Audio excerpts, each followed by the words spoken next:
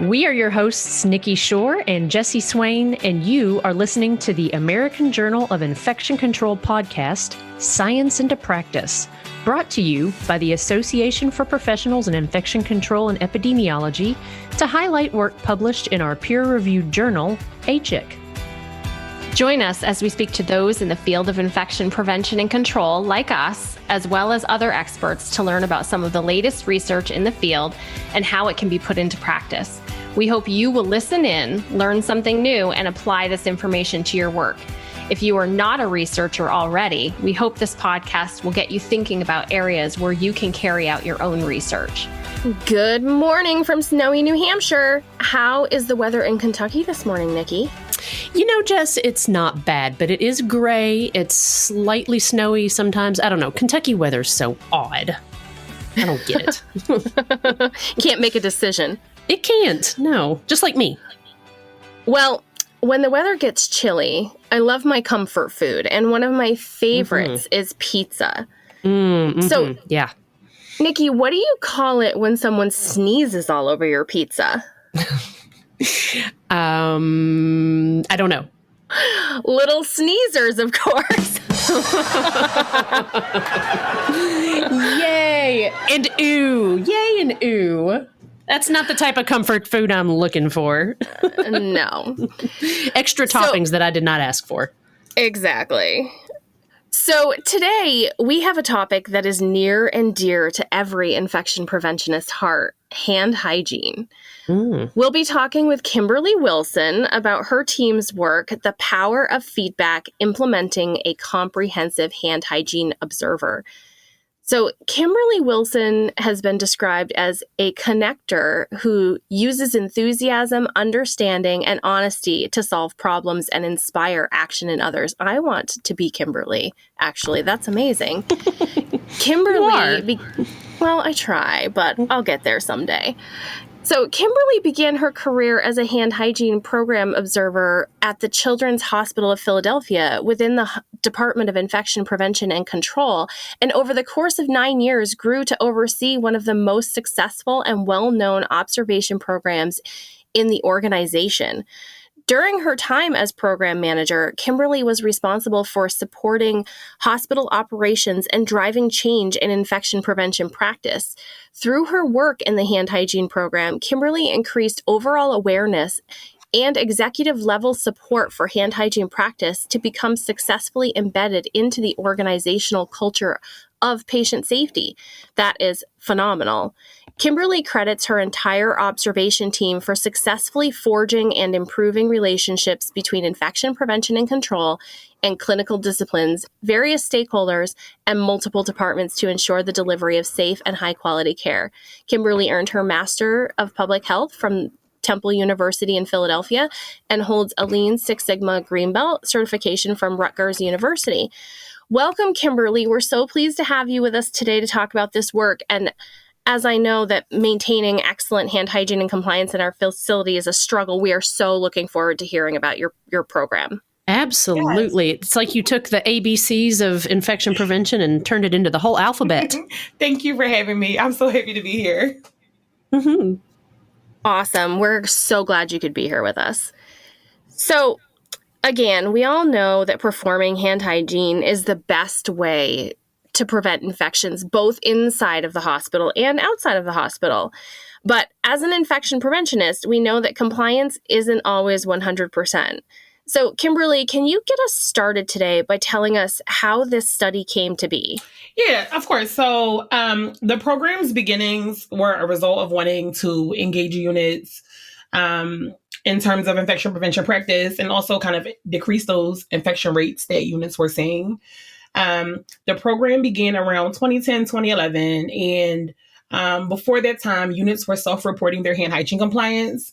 So, of course, you know, when people tend to self-report, they kind of overestimate what their compliance is, and everybody was 100%. All the time, every day. But there were definitely opportunities seen from IPNC at CHOP around compliance, in addition to units really not meeting those goals set at that time around harm prevention.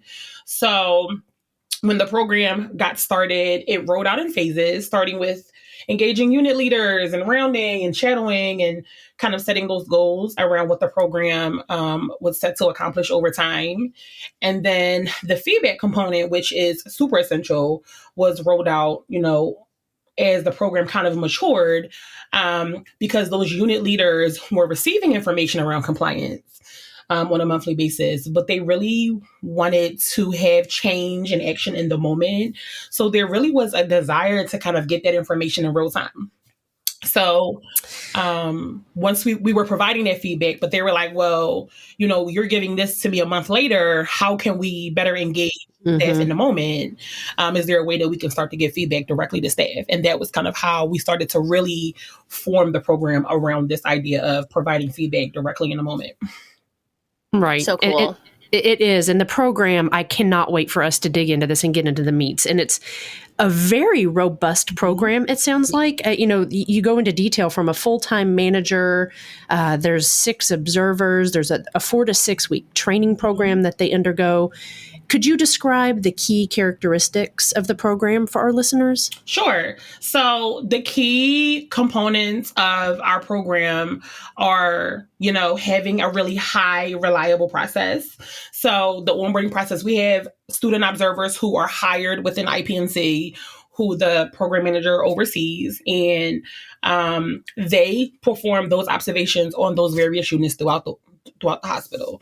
So they go through a rigorous training where they have in front of the computer modules where they're understanding those 5 moments, what they look like in action, what are patient zones, what are healthcare zones, and then kind of rounding just to kind of see the units that we observe, the different patient care areas that we are performing observations on. So that is kind of the first chunk of their training process.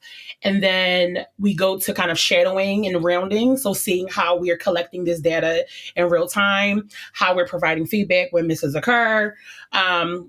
And we do that for another few weeks until they kind of get the hang of what they're doing, where they're going. And then not until they are able to see all 5 moments in action and provide feedback comfortably do observers or observers able to really go on their own and perform those observations on their own. So that is one major component of our training process when observers are onboarded. And these are all students. So I'm in Philadelphia, Shop is in Philly, of course. And we have a ton of, neighboring universities and colleges, and we have relationships with those colleges. And we're looking for students who have an interest in healthcare or nursing or health professions, have experience in customer service, because the feedback piece, right, is communication. I find that students who have experience and have worked jobs, whether that's retail, fast food, whatever, when you are able to communicate comfortably, you can provide feedback because you're used to dealing with, different personalities. So that is really something that we look for in observers. And then, finding people that are really comfortable with feedback, because that is another really major key component of the program. We're communicating constantly, whether that's, providing positive feedback when people do the right thing, constructive feedback when people are having hand hygiene misses, asking questions if we see something that we're not sure of, because we want to make sure that whatever data we're collecting, we're sure of it. So whether that's questions around, we see a different workflow that we've never seen before, a different staff member we've never seen before. What are you doing? What does this mean? What are you touching? How do you write this down? So we know how the moments can translate in action. And, of course, build those relationships, comfort with, building rapport with people, because it's important not for me to have those relationships built, but also the observers that have their own relationships with the staff on the unit that they're observing day to day. Right. A note. Sorry, I didn't mean to interrupt. No. You're on a roll. I keep going. We've got so many questions about the observers, and I'm curious because what's the cost of doing a program like this? It seems like there's a lot of resources going into the program, and I don't know what the cost is for that type of program and if it's going to be a barrier for some facilities. So the role of the program manager, so my role was full-time. So what my director at the time used to like to say is it's much cheaper than these $1 million, machines that track when people are coming in and out of rooms, right? It's much cheaper than that. Yeah. The observers are per diem. They're not full time. They're kind of like part time per diem. They work about 15 to 20 hours a week. They make a hourly rate. And, they're in school, so they make their own schedules, and we're able to be flexible around when they come in. They come in the morning, they come in the afternoon, they come in the evenings, they come in the weekends. So the full-time, program manager is who is salaried, but those observers it varies. So as you're doing your budget, as the monthly, the yearly budget is done, you can kind of factor in what those costs are, but it's really much cheaper than these $1 million machines and devices that a lot of hospitals have, where they're tracking rates and numbers that are still kind of not really giving them the specific information that they may need. That's so cool about the ability for them to make their own hours. That was sort of our next question, was we were thinking about like how they, factor in these night and weekend observations, but it sounds like it worked with their schedules, so it actually was a win-win on both sides. It makes sense. So exactly. So if you have 5, so I had a team of 5. I normally don't go over 5, but if I have a full team of 5 observers, those are 5 different schedules. So if you're off, if you don't have classes on Tuesdays and Thursdays, those are days you might come in. That's fantastic.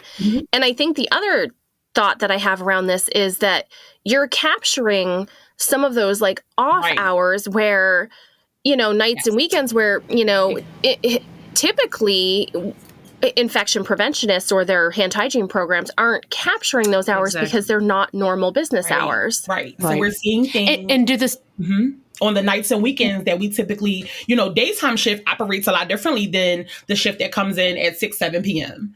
Right. And even though we're a pediatric hospital, so, these are children, so they're not up all night. But anytime between about 6 a.m. to as late as 9 or 10 o'clock, we're able to collect observations during the day. Absolutely. And same on the weekends. The weekend shift tends to be a little bit different. So on the weekends, I'm sorry to say sometimes things can be a little bit more lax, right? It's not as busy and bustling as it is Monday through Friday, 9 to 5, but we're able to reach that audience and observe that audience and engage those staff on, physicians, nurses, whoever we're seeing day to day. Do the observers have a, for lack of a better word, quota of hours that they need to get in? I know you said they're 15 to 20 hours a week. Do they have a quota of how many hours they need to pull on certain shifts? No, not necessarily. So the goals for the program are set monthly for each unit. So we have unit goals. So, our peri-op suite may have 100 observations a month, and our NICU may have 130. So it really depends on unit size, census acuity, those things. We set those goals yearly. If we have another unit kind of coming online, we may add to our numbers. So we typically, when we're fully staffed and, everything is going the way it should, we've captured as little as 1,300 to 1,500 observations a month total. To, during COVID, where, we really kind of ramped up observations because, around COVID time, there were high concerns around a lot of different things. We were getting in those summer months over 2,000 observations a month because my were around more. We set those monthly goals for each unit. And of course we can surpass those goals, but each unit has their own set number of observations that they have to get. So when the observers come in, they're looking to see where the need is. Where do I need to give my attention today? And what data can I collect for that space to make sure we're... And I guess my question to that is to ensure that you're getting enough weekend and night observations. Do you, how does that work? How do you ensure that they're able to come in? Yes. So I asked that the observers do at least a weekend shift a month. Everybody does at least maybe one, and then everybody does at least one evening shift a month. I have some observers who like to do all evenings. Right. So, evenings, I live near the hospital. I live near the hospital. My school is near the hospital. I don't mind coming in Monday through Friday and doing all the evenings. And then they have a good rapport with each other where they say, I'll do your evening if you do my weekend. Okay. So, They're a team. I'll give a shout out at the end of my team, of the team that I had before I transitioned. But I had a phenomenal team when I left, and they worked so phenomenally well together. They always made sure that they reach whatever expectations or parameters that were set around the program. I love it. I love that team approach. Yes. It's so neat. I also love the comment about, some periods there were only 1,300 to 1,500 observations. I know, right. It's amazing. So I'm particularly intrigued by this concept of developing a hand hygiene program that's specifically to provide feedback in the moment, because in my experience, there's been quite a lot of the Hawthorne effect when staff know they're being observed. And we would walk onto a unit and literally watch the first person who realized what we were doing walk around and whisper to every other person, or do the little motion like wash your hands. I call it the hand hygiene dance, because you can see them start to come out and do these very elaborate, like... It's ridiculous. It is. It looks like they're doing, what's the, when you do the, you sing a song and you do like the hand motions to go along with it. Do you all know what I'm talking about? The Macarena, maybe? Yeah. Or... Well, no, it's just like there's they're doing the hokey pokey and the Macarena. There's a specific hand hygiene dance with hands that I see people do when they know somebody's on the unit. And it's so really funny. Cute. Sorry. No, that's too funny. So can you tell us a little bit about why the observers decided to go from covert to overt, and if the staff actually were more, you think they were more or less aware of what was happening at that point, and that contributed to their hand hygiene compliance? Yeah, so having a covert program in a pediatric hospital is really challenging. So that's the first thing. I do think, I'm sure that there are elements of the Hawthorne effect that exist, in the organization, but we still feel like transparency has been essential in getting staff to understand those moments of hand hygiene, and set that expectation around infection prevention practice. And, we still got misses. So even though we might step on a unit and everybody's like, oh, hey, hand hygiene's here, and, they spreading the word, and that's fine. But we still have new staff who are they don't really know what that might mean. A lot of times I've encountered staff who are like, oh, I thought you guys were like an urban legend. I've heard that people walk around and collect observations and look at us when we're performing patient care, providing care, but I didn't know you guys really existed. And we're like, yeah, we're here, we're walking around and keeping eyes out. And we're looking at more than just hand hygiene. We're looking to make sure there's no food out. Those are things we're also giving feedback about. We're looking to make sure that, things are being cleaned properly and being wiped down after they're being used. So the observers really are fine-tuned to look at more than just hand hygiene practice. But again, like environment of care stuff too. Yeah. So going back to the covert thing, but being covert is challenging in a pediatric setting, because we're around children. People are extremely sensitive when it comes to being around children. So I'll give an example. We started to observe differently in our NICU space. So these are all babies, right? Neonates. And when we started to observe a little differently and be more present in the NICU space, when I tell you every 5 minutes, this was years ago, but every 5 minutes, somebody would say, can I help you? Can I help you? Are you looking for something? Do you need something? Can I help you? And I'm just walking around observing, and I'm like, oh, just doing hand hygiene observations. So it's really hard. And if we're pushing transparency and we're pushing honesty and we're trying to engage staff and make sure they're understanding what we're looking for, it's really hard to be covert in that way. I'm from Hand Hygiene. Do you have questions? I can say, hey, I'm Kim from Hand Hygiene, just doing a few observations. And they might say, oh, can you tell me about what you're looking for? Am I doing things right? Can I do something better? So we feel like, being overt was much more important than, kind of being those secret shoppers and kind of skulking around secretly. Also, we wear our badges so people can see I'm from infection control. I'm from the hand hygiene program.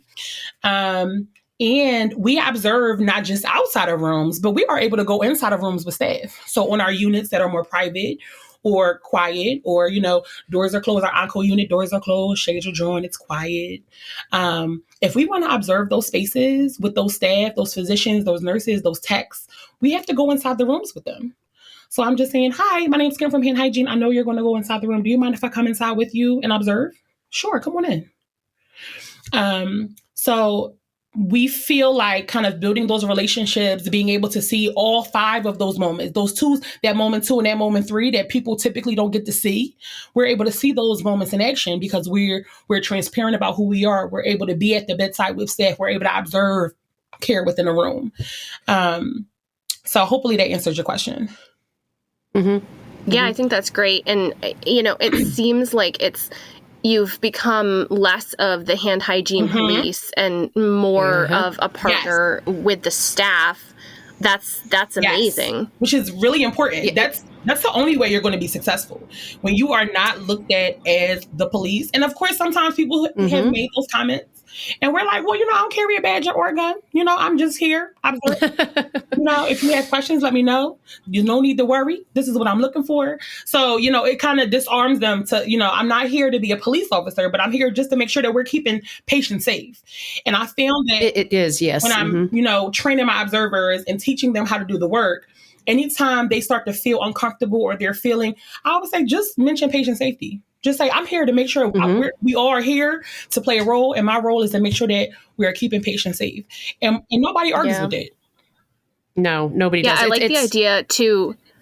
No, I was just going to say, I like the idea too that, you're making the most of the observers by incorporating those other things into their visit. I mean, why not take advantage of and make the most of that time when they they can be looking around for those other environment of care things as well. PPE, that's awesome. They understand PPE. Because if we go, and they've gone through a rigorous training, so and clearly they have customer service skills, and they're comfortable with approaching that stuff. Right. That's really important. Right. Yeah. I really like that collaborative approach. You're right. It's a team effort. We're all in this for patient safety. Everybody wants to do the right thing. We're all in this together. Everybody has a role. Exactly. Yeah. And this is the role that we play. It's a hard role to play, but this is what we do. It is. It is. Yeah. And it's the ABCs of infection prevention, but for some reason it's such a hard topic sometimes. I don't know why. But it seems like, with the Hawthorne effect, I'm actually a fan of the Hawthorne effect. I think if somebody's around and somebody knows you're around and it makes them more aware to do their hand hygiene, I'm okay with that. And I think, and I'm curious as to your opinion about this, that there's probably some long-term positive changes with an overt system that has Hawthorne effect. Do you think it makes people more aware of the hand hygiene moments when you're not around, and makes them more willing to do what's right when the program is framed in such a collaborative setting? It leaves an impression on people that you're setting expectations that last when you're not there. Absolutely. And I've also found that because we've built these relationships on these units with these leaders and these nurses and these charge nurses, when we found that when we're not around, people are reminding each other. Right. And we're not just giving that constructive feedback, but a lot of times, we'll say, oh, thank you for doing your hair hygiene. You did a great job. Well, I think it's cool that you're getting other people to talk about it with other, getting staff to talk about it with each other. Like, oh, you didn't do your hand hygiene, and it's not punitive. And it's incorporated in their onboarding as nurses. They talk about hand hygiene, and they let them know we have observers who are making sure that we are following, these expectations. And if you do not do hand hygiene and they see you, they will let you know. If we building our relationships has been extremely important, because if we have pushback, we are able to escalate that if need be. If I'm providing feedback to someone and it doesn't really feel like they're hearing me or they're not receiving it well, and I'm trying to answer their questions, I can just go back to their leader and say, I talked to, this nurse, and it seems like that they may not have understood all of what I was saying, or maybe there are something that you can share with them to kind of help them better understand what we're looking for. And they're like, oh, Kim, thank you. Thanks for letting me know. I'll follow up and make sure we're all good. So, building that relationship with leadership is just as important as building a relationship at the bedside. Couldn't agree more. We've talked about this a lot as we've had, trained observers, and not everyone, like, as we've mentioned, feels comfortable giving feedback.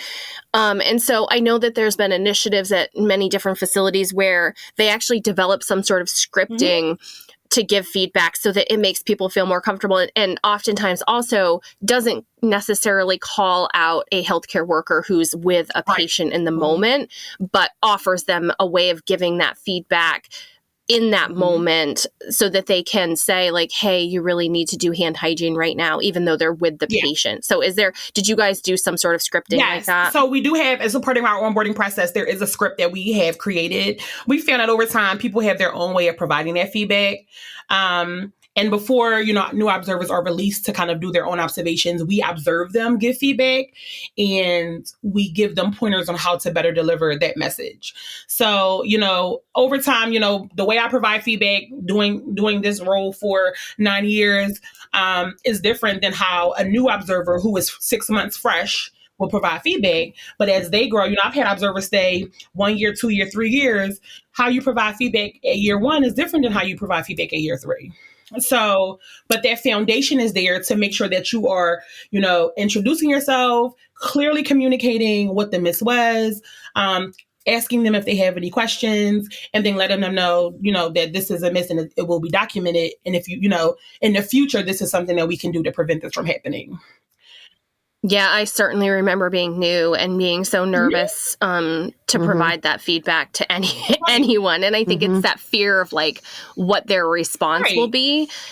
But, in most cases, they're very pleasant and grateful for, that feedback. And hygiene has been ingrained in our culture at this point.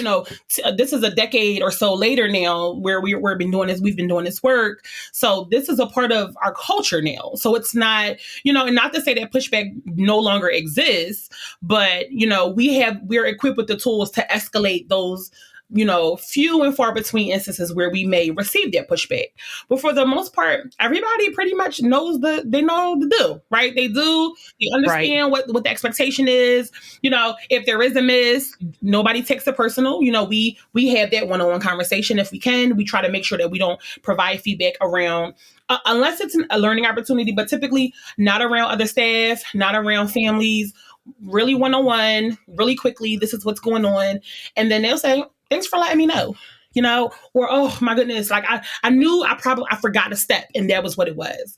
So, it's really we're able to have that conversation. It comes as natural as breathing, and we move on. Do you think that, just speaking of, the culture of, compliance with hand hygiene, do you think that also is illustrated in the staff themselves that are, do you think that they're offering that similar feedback if they observe a colleague that misses a hand hygiene moment? Yes, I believe so.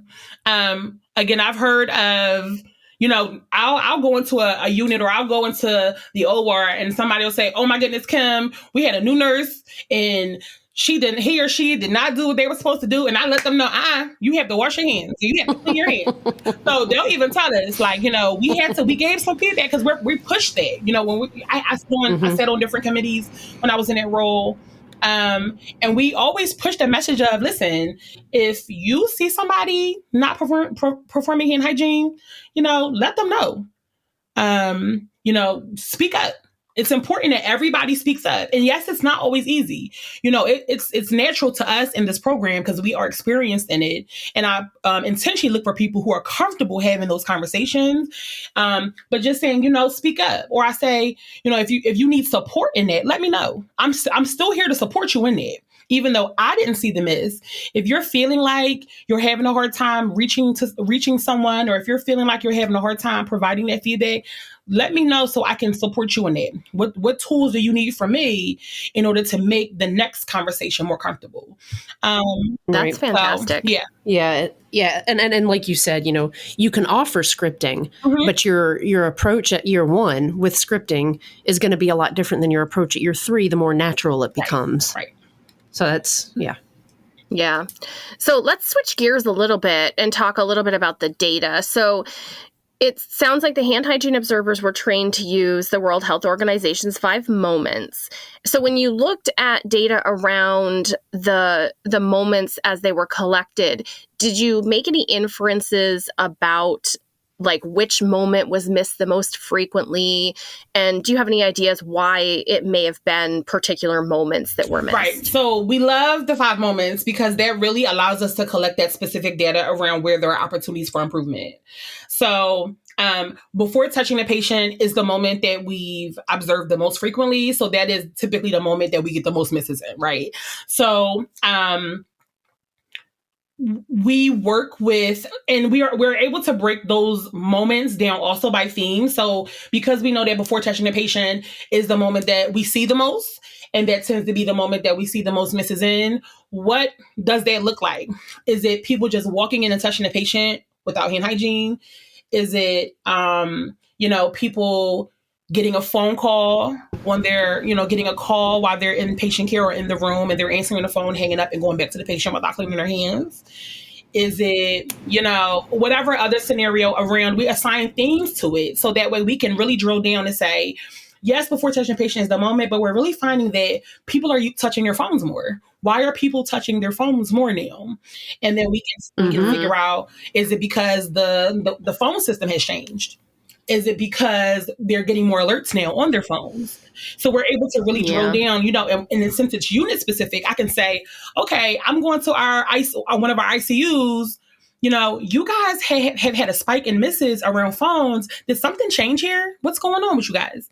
And they can say, yes, last month we had a new system in place and this is what's going on. And we didn't even think about how hand hygiene would be affected, or maybe there needs to be additional, can you watch us a little bit and tell us where we need to improve? Or, in hospitals, new devices and instruments are introduced all the time. So we may be on a unit and we see a workflow that we've never seen before. And we're like, wait a minute, did you just get something new, like a new scanner or something new? And they're like, oh yeah, we changed this. So we're using this now. So then I have to ask more questions around, okay, how is it cleaned? Does each patient have one? How is it assigned? So we can really drill down to see, why this moment is being missed frequently, what is happening on a unit to cause this to happen, and how we can educate staff to make sure that their compliance stays high. I wanted to ask you about that. Some of the more, you talked about cell phones, and you kind of have to remind people that cell phones are reservoirs, and to do hand hygiene when you're touching them. So you've kind of given us an insight as to some of the other unexpected or interesting findings, when you start changing the flow because you have a new piece of equipment or something. And one thing I think your program is able to do is just to get people to start thinking. And that's thinking about the flow. Mm-hmm. So you are creating a culture where people are a little more hyper aware of what they're doing and when new opportunities for hand hygiene arise. So in addition to cell phones, did you see any other pieces of equipment or any other unexpected or interesting findings from this? Yeah, so I'll give one example. We, in one of our ICUs, we introduced barcode scanning a few years ago. And a lot of times when things are rolled out, we're not always made aware. Like, there are a lot of things that happen every single day, so you can't stay on top of everything.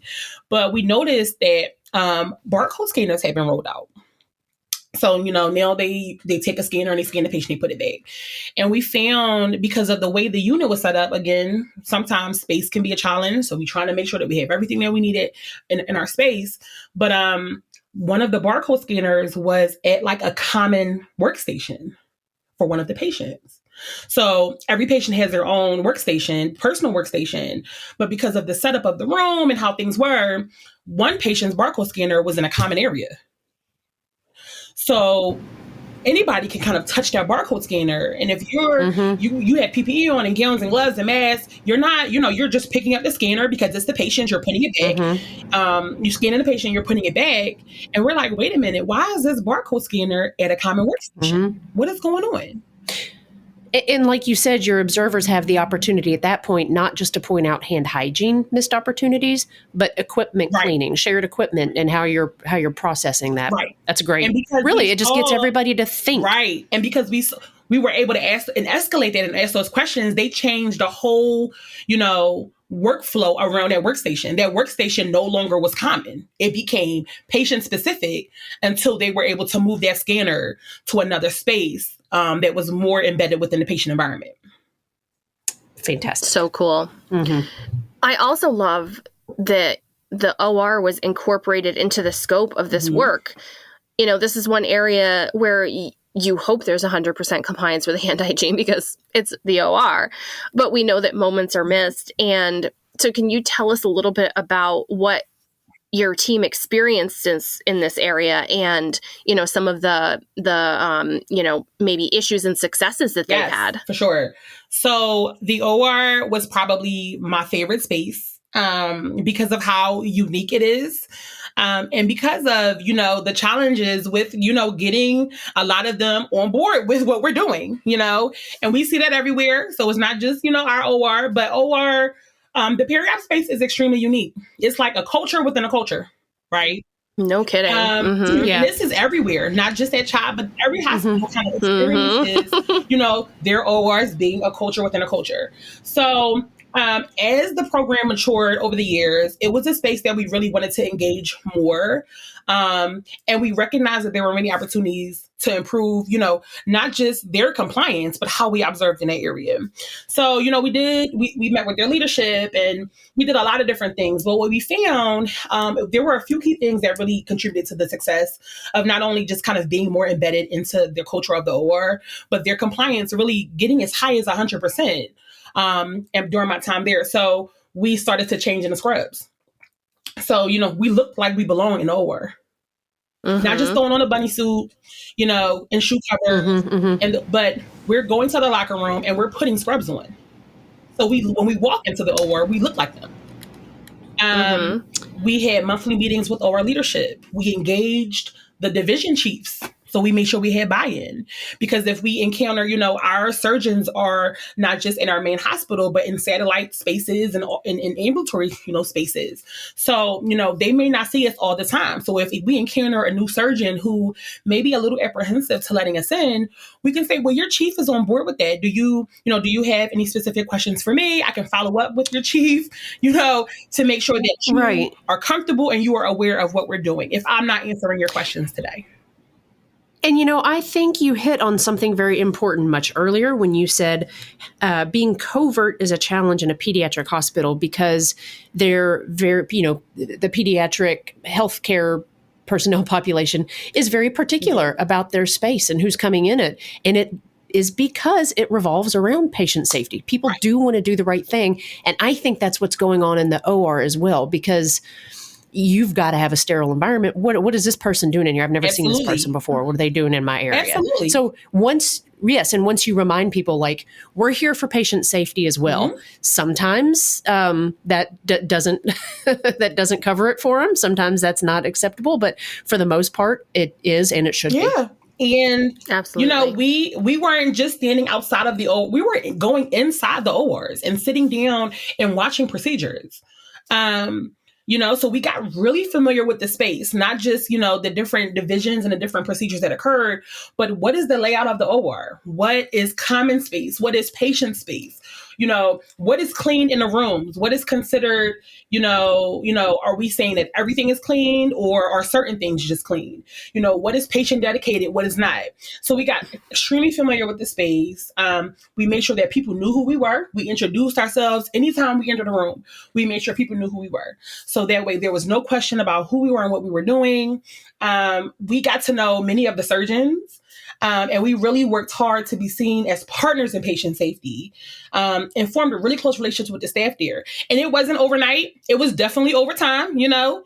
Right. Yeah. But that made it easy because, you know, I was a familiar face and doing this program for 9 years. I was such a familiar face that when I'm bringing in new observers, you know, I didn't start my observers off in the OR when they started. I gave them, you know, a few months to get their footing on the regular inpatient units before bringing them into the OR. But when I'm bringing in somebody into the OR, they're like, oh, who's this? Okay, another observer. Okay, we know the deal. Let us know. This is what we want to know. And because it is such a unique space, we work with them to say, okay, this is what we're looking for, but how would you guys like to receive feedback? Because feedback looks different in OR. If they're, busy doing a surgery that's 3 hours long, if we're excusing ourselves, because there aren't really many more moments to see, and we excuse ourselves to go to a new room, we're not able to stop everybody and get feedback. What we can do is kind of let the circulating nurse know what's going on. Leave a copy of our observation sheet with our notes on it so people know who missed. It was just a really different way that we observed in the OR, but because it's such a unique space, we had to have it like that. One more question around the OR. So we talked a lot about working with the surgeons and the other staff. What about anesthesia? Did you have any specific focus on the anesthesia people? So when we're performing our observations, if you come in contact with the patient or their environment, no matter where we're observing, we write it down. So in the OR, that was where we saw anesthesia the most, of course, right? And one of the heads of anesthesia actually sat on a committee that I was a part of.